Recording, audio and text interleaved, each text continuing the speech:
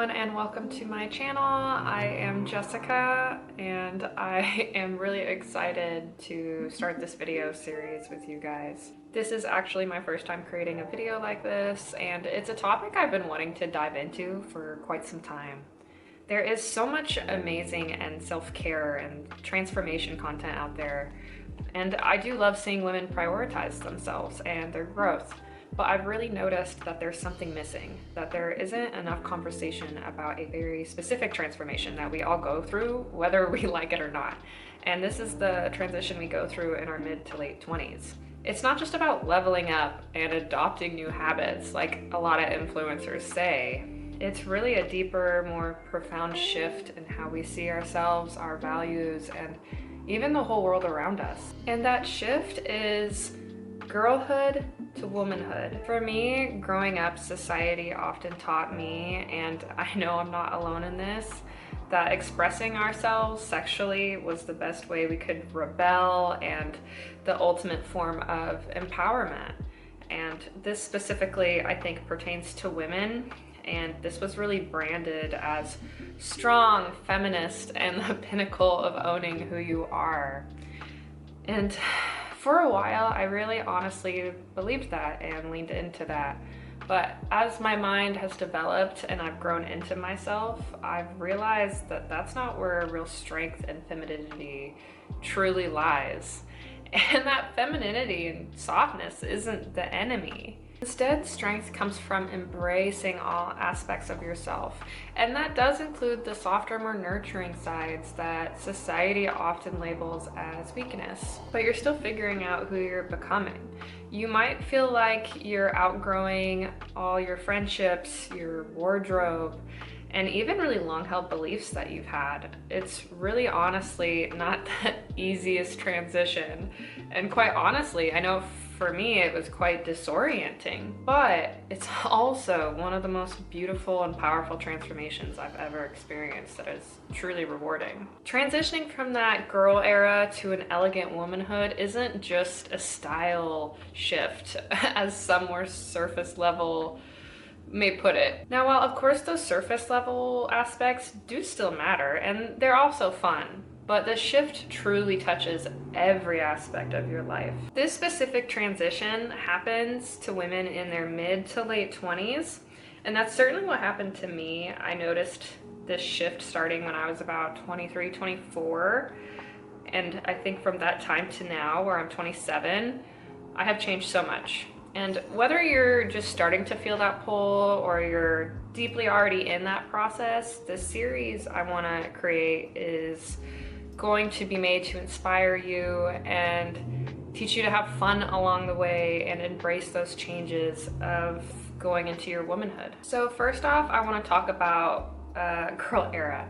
For me, this was really defined as rebellion and self-expression. I really went through a hardcore phase where fishnets, combat boots, and dark lipstick was my go-to. And, you know, really at the time, I thought I was catering to my individual style, but, you know, looking back, I was also catering to the look that gave me the most validation. Honestly, looking back, posting lustful type photos that I thought were just edgy, you know, I've really had to get real with myself that attracts lustful intentions.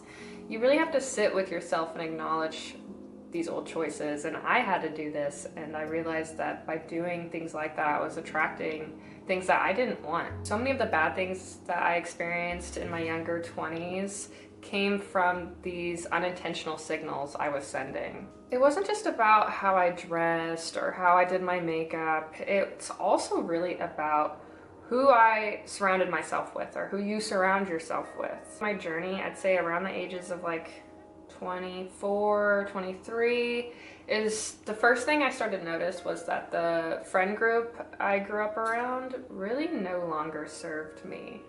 And that does not mean that you don't love them, that you don't cherish those memories that you had with them.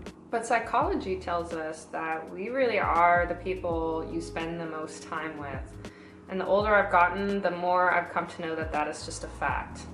who I was hanging out with no longer aligned with who I wanted to be. The thing that made the biggest change for me was moving to a new state on my own. It was a game changer for me. I highly recommend every single person do this at least once in their life.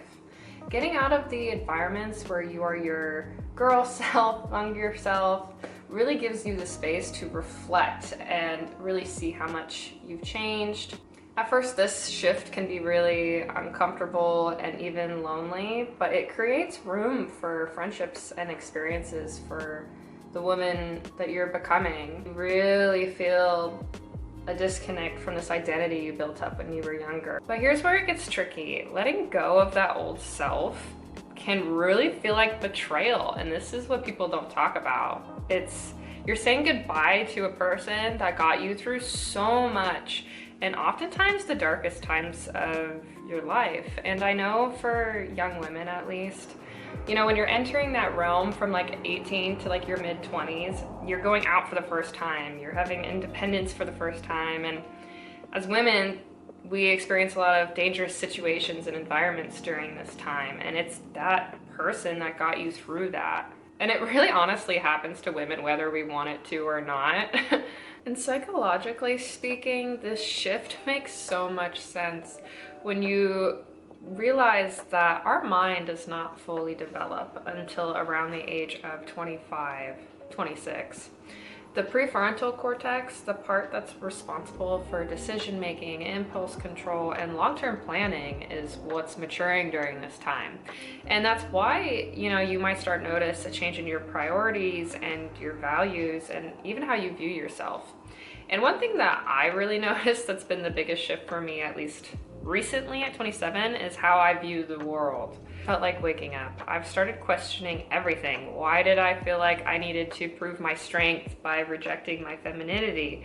Why did I equate vulnerability with weakness? These questions were really uncomfortable, but they also open the door for more authentic versions of yourself. Now, this transition isn't all about aesthetics.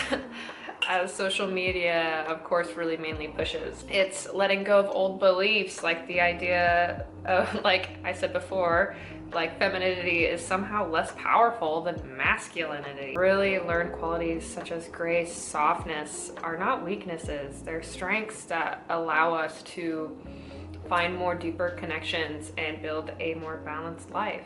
Now, while I do want to say, while I am shifting from this old person to this new person and getting rid of my rebellious young girl self, I do want to say that I didn't lose all of those aspects. And, you know, you shouldn't feel like you have to either to develop into a mature womanhood, you know.